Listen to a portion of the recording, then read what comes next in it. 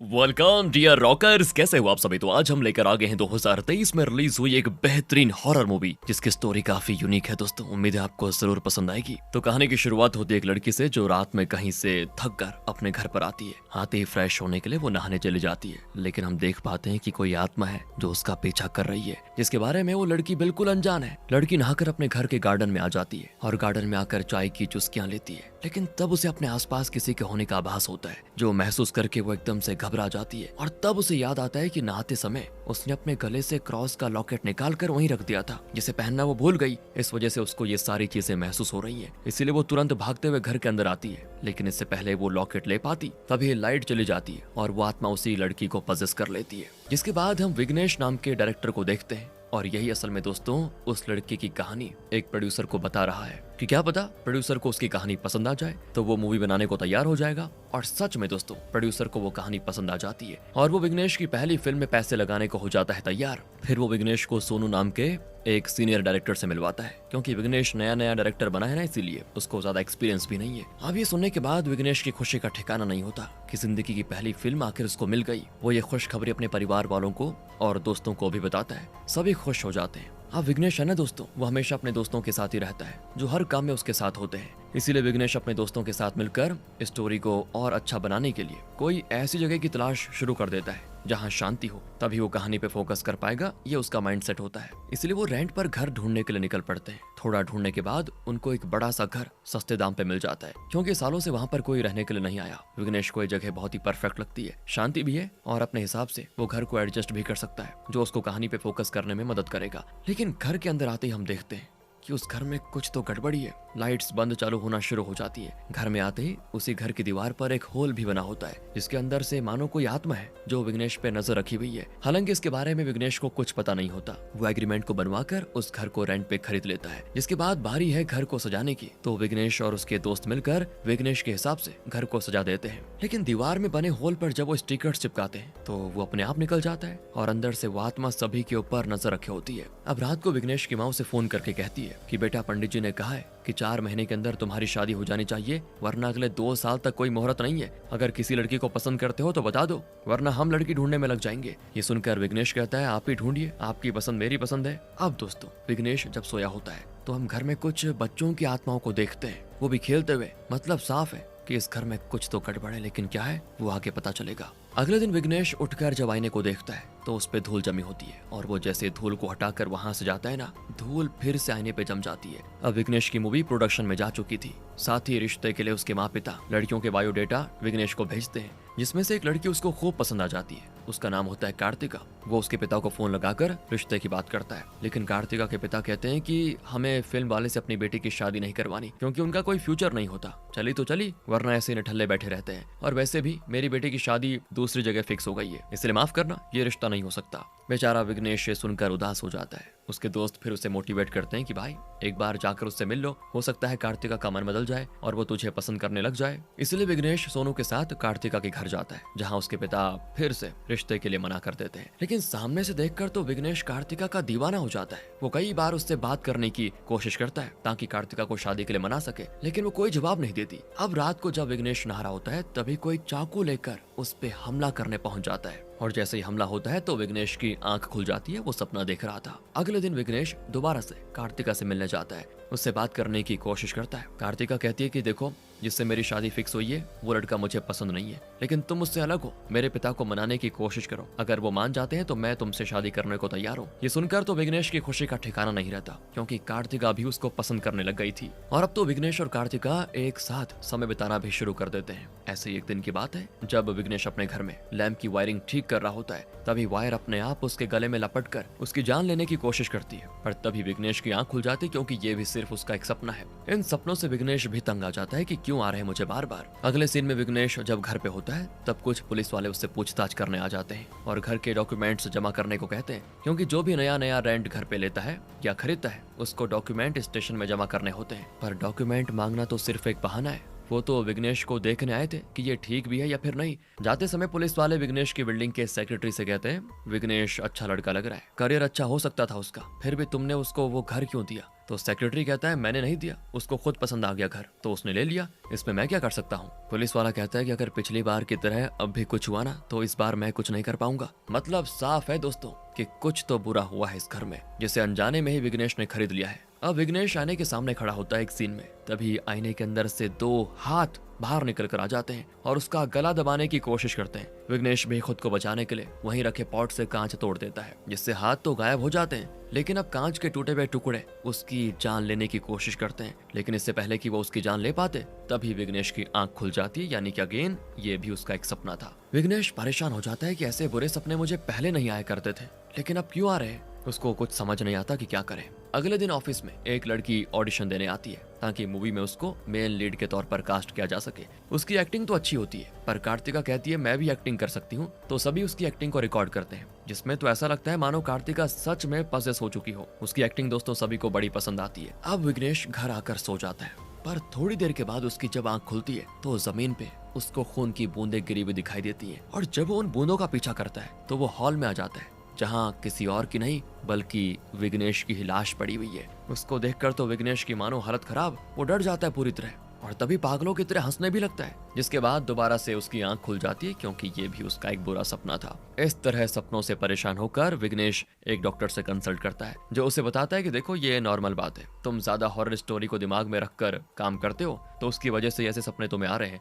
थोड़ा mind fresh करोगे तो सब ठीक हो जाएगा। लेकिन अब विघ्नेश के दिमाग से ये सारी चीजें जा नहीं रही थी, इसीलिए वो फैसला करता है कि आज रात वो सोएगा ही नहीं, जिससे उसको बुरे सपने आएंगे ही नहीं। इसलिए वो रात को पूरा घर अच्छे से एक्सप्लोर करने लगता है। ये करते करते उसको एक कमरा भी मिलता है जिसे पहले उसने कभी देखा नहीं था। उस कमरे के अंदर उसको एक फैमिली फोटो दिखाई देती है। उसको समझ नहीं आता कि ये लोग हैं कौन। तभी उसको एक बच्ची की आत्मा दिखाई देती है, जिसको देखकर वो घबरा जाता है सच में, और उसकी आंख फिर खुल जाती है, यानी कि ये भी सपना ही था। लगता है उसको हल्की सी झपकी आ गई थी। वो सारी रात यहाँ वहाँ करते करते निकालने की कोशिश करता है, पर जब उसकी नजर आईने पे पड़ती है और वो उस पर लगी धूल को हटाता है तो उसके होश उड़ जाते हैं, क्योंकि आईने के अंदर वो खुद के ही बुढ़ापे के रूप को देख पा रहा होता है। मतलब रिफ्लेक्शन में बूढ़ा विघ्नेश उस पे हंस रहा है। ये देखकर तो विघ्नेश बुरी तरह से मानो मतलब उसको सदमा लग जाता है और घबराहट में वो वहीं हो जाता है बेहोश। तब दोस्तों घर के अंदर हम उन सारे लोगों की आत्माओं को देख पाते हैं जो फैमिली फोटो के अंदर मौजूद थे, यानी कि वो सब मर चुके हैं।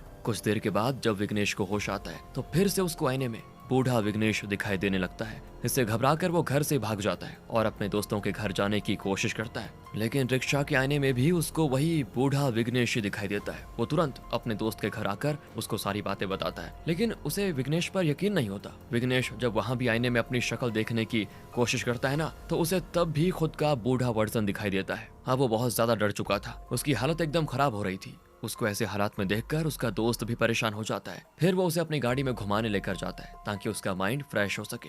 लेकिन ये क्या दोस्तों, रास्ते में भी बूढ़ा विघ्नेश उसको डराने लगता है। मतलब विघ्नेश इतना डर चुका था कि वो गाड़ी से ही कूदने की कोशिश करता है, लेकिन उसका दोस्त उसको बचा लेता है। सभी दोस्त अब परेशान होकर विघ्नेश को एक साइकेट्रिस्ट के पास लेकर जाते हैं। वो विघ्नेश की हालत देखकर कहता है कि इसको स्किज़ोफ्रेनिया हो सकता है। दिमाग की एक लिमिट होती है चीजों को सोचने की, लेकिन विघ्नेश ने दिमाग पे ज्यादा जोर डाल दिया नई नई कहानियां बनाने के लिए। इसलिए हो सकता है इसे ऐसे सपने आ रहे हो। इसे अकेला छोड़ना सही नहीं होगा। अगर जहाँ पर ही रह रहा है वहां से कोई दिक्कत आ रही है तो इसको नई जगह दो, लेकिन अकेला मत छोड़ो, वरना बीमारी और ज्यादा बढ़ सकती है। इसीलिए विघ्नेश के सारे दोस्त उसके साथ रहने लगते हैं। वो उसको खुश रखने की कोशिश करते हैं, पर कोई फायदा नहीं होता। विघ्नेश को अभी भी वो डरावने सपने आते हैं, जिससे वो बहुत ज्यादा परेशान हो जाता है। और हद तो तब हो जाती है जब रात को वो आत्मा उसे उठाकर वहीं घर में लेकर आती है, यानी कि आत्मा विघ्नेश को उस घर से जाने नहीं देना चाहती। अगले दिन विघ्नेश के दोस्त उसको ढूंढने में लगे होते हैं कि कहाँ गया, लेकिन वो किसी को नहीं मिलता। कार्तिका भी परेशान हो जाती कि कहाँ गया। सभी फिर उसको उसी शैतानी घर में जाकर चेक करते हैं, वो वहां भी नहीं होता। कार्तिका कहती है देखो हमें पुलिस के पास जाना चाहिए, लेकिन दोस्तों हम देखते हैं कि विघ्नेश तो पहले से पुलिस स्टेशन आया हुआ है और उसी पुलिस वाले से बात कर रहा है जो डॉक्यूमेंट मांगने के लिए आया था। विघ्नेश उससे पूछता है कि मेरे से पहले जो भी लोग उस घर में रहते थे आपके पास उनकी जानकारी है क्या। तो पुलिस वाला बताता है कुछ टाइम पहले उस घर में एक कपल अपने बेटे के साथ रहने आए थे, लेकिन उसके 4 दिन के बाद ही तीनों उसी घर में फांसी से लटके हुए दिखाई दिए। उससे पहले भी एक कपल वहां रहने आया था, पर उनकी भी जान चली गई। एक चोर के ऊपर आरोप लगा था कि उसने कपल को मारा है। तो दोस्तों विघ्नेश उस चोर से बात करने जाता है। चोर बताता है कि मैं चोरी करने के इरादे से गया तो था घर में, लेकिन मैंने देखा कि पति पत्नी खुद से ही एक दूसरे का गला काट रहे थे, जिससे मैं डर गया और तभी सभी ने मुझे पकड़ लिया, जिससे आरोप मुझ पर लगा दिया कि मैंने ही उनकी जान ली। विघ्नेश समझ जाता है कि इतनी सारी हत्या उस घर में हुई है, उन्हीं की आत्माओं ने वहाँ बसेरा बना लिया है। फिर वो घर से दूर आकर खुद को बांध लेता है ताकि दोबारा उस घर में सोते समय जा ना पाए, लेकिन इसका भी कोई फायदा नहीं होता। वो अपने आप ही उस घर में पहुंच जाता है। घर के बाहर विघ्नेश के माता पिता उससे मिलने आए होते हैं, जो उसकी हालत के बारे में बिल्कुल अनजान है। वो कई बार दरवाजे पे दस्तक देते हैं, लेकिन डर के मारे वो दरवाजा ही नहीं खोल पाता। माता पिता को लगता है कि शायद विघ्नेश घर पर है ही नहीं, इसीलिए वो वहाँ से चले जाते हैं। और जब वो अपने घर आते हैं ना, तब जाकर उनको विघ्नेश की हालत के बारे में पता चलता है, जिससे वो बेचारे भी परेशान कि आखिर हमारे बेटे को किसकी नजर लग गई। इधर विघ्नेश को घर में कई सारी आत्माएं दिखाई देने लग जाती है। घर में पियानो भी बजने लगता है, तो वो उस आवाज का पीछा करते हुए दीवार तक जाता है, जिसमें बने होल से आंख बनकर देख रही होती है। इससे उसकी हालत और खराब, पर जैसे तैसे खुद को संभाल कर वो उस दीवार को चेक करता है। तब उसको पता चलता है कि ये तो प्लाई बोर्ड की बनी हुई है। प्लाई हटाने पर अंदर एक कमरा होता है। सेक्रेटरी ने बताया था कि घर में 2 बेडरूम है, जबकि असल में 3 बेडरूम थे यहाँ पर, जिसमें एक को छुपाया होता है। और यही वो कमरा है जिसमें सपने के अंदर विघ्नेश गया था, जहाँ वो फैमिली फोटो लगी हुई थी और वहीं पर एक लड़की की आत्मा पियानो बजा रही होती है। इन सब चीजों से डरकर विघ्नेश तुरंत सेक्रेटरी का गला पकड़ लेता है कि तूने मुझे इस घर के बारे में सब कुछ पहले क्यों नहीं बताया कि अंदर एक भूतिया कमरा मौजूद है। क्या हुआ था उस घर के अंदर, बता मुझे। सेक्रेटरी की हवा निकल जाती है कि तुमने वो कमरा खोल दिया, ऐसा नहीं करना चाहिए था तुम्हें। तब वो बताना शुरू करता है कि मैं सबको वो घर रेंट पे देता हूँ, लेकिन वो घर मेरा नहीं है। 10 साल पहले एक फैमिली उस घर में रहने के लिए आई थी, लेकिन उस फैमिली का क्या हुआ कोई नहीं जानता। अचानक से सब गायब हो गए। बिल्डर के ऊपर काफी कर्जा चढ़ गया था, तो वो बिल्डिंग को छोड़कर फरार हो गया। काफी समय से वो घर खाली पड़ा हुआ था, तो मैंने उसकी नकली चाबी बनवाई और उसको रेंट पे देने लगा। वो डॉक्यूमेंट मांगने आया पुलिस वाला मेरा ही दोस्त है, इसलिए कोई मुझे पकड़ता नहीं। मुझे पता था कि उस घर में 3 बेडरूम है, लेकिन आखिरी बेडरूम में फैमिली का सामान पड़ा हुआ था, तो मैंने प्लाई बोर्ड लगाकर वो बेडरूम ही बंद कर दिया और 2 बेडरूम के हिसाब से रेंट पर उसको देने लगा। देखो, इससे ज्यादा मैं कुछ नहीं जानता। किसी को मेरी धोखेबाजी के बारे में मत बताना। मैं तुमसे अब कोई पैसे नहीं लूंगा उस घर के, प्लीज। कमाल है दोस्तों, यहाँ विघ्नेश की उस घर में जान जा रही है और ये उसको फ्री में रहने के लिए कह रहा है। अब विघ्नेश घर पर डरे सहमे बैठा होता है। बाहर से दोस्त और परिवार वाले दरवाजा खोलने की कोशिश करते हैं, लेकिन कोई फायदा नहीं होता। अगेन तब हमें फ्लैशबैक दिखाया जाता है, ताकि हम भी तो जान सके कि आखिर उस परिवार के साथ क्या हुआ था। तो दोस्तों, काफी समय पहले वो परिवार इस घर में रहने के लिए आया था। परिवार के सारे लोग हंसी खुशी के साथ रहा करते थे, लेकिन कुछ दिन के बाद ही घर के बड़े सदस्य का देहांत हो गया। उसकी बूढ़ी पत्नी इस चीज से परेशान रहने लगी। वो अपने पति की याद में इतना खोई रहती थी कि उसको ऐसा लगने लग गया कि उसका पति उसके साथ ही है और उससे बातें करता है। जब भी घर में कुछ खुशी का मौका होता, सारे घर वाले खुशियां मनाते, लेकिन वो बुढ़िया दुखी हो जाती कि यहाँ तो सभी खुश हैं, लेकिन मेरा पति अकेला उस दुनिया में न जाने कैसा रहता होगा। ऐसे ही एक दिन उस बुढ़िया के बेटे का एक्सीडेंट हो गया, जिसमें उसकी आवाज चली गई। डॉक्टर ने कह दिया कि आवाज कभी वापस नहीं आएगी, लेकिन बुढ़िया ने कहा कि अरे नहीं, मेरे पति ने दूसरी दुनिया से कहा कि मेरा बेटा 2 दिन में बोलने लगेगा। किसी को यकीन नहीं हुआ उस समय, लेकिन जब 2 दिन के बाद किस्मत से बुढ़िया का बेटा बोलने लगा, तो सभी इस चीज से हैरान हो गए। सभी को यकीन हो गया कि दादी सही कहती है। उनको दादाजी की आत्मा के जरिए आगे क्या होने वाला है सब पता चल जाता है। और जब सभी का भरोसा एकदम यकीन में बदल गया, तब बुढ़िया ने सभी परिवार वालों से कहा कि एक बहुत ही बड़ी मुसीबत हमारे घर पे आने वाली है। अगर हमने उस मुसीबत को नहीं रोका तो सब मारे जाएंगे। मेरे पति ने इस चीज से बचने का उपाय तो बताया है, जो बहुत ही कठिन है, लेकिन उसके अलावा हमारे पास कोई और रास्ता नहीं है। और वो उपाय यह है कि हमें खुद की जान देनी होगी एक खास समय पर, और जैसे ये होगा उस टाइम हमारी जान वापस आ जाएगी और हम हो जाएंगे अमर। अंधविश्वास में सभी घर वाले तो पागल हो ही गए थे, तो सब के सब अपनी जान दे देते हैं, लेकिन कोई भी अमर नहीं होता, क्योंकि बुढ़िया ने अपने ही परिवार वालों को जान से मरवा दिया। क्योंकि उसका पति दूसरी दुनिया में अकेला रहता था, तो उसको साथ मिल पाए।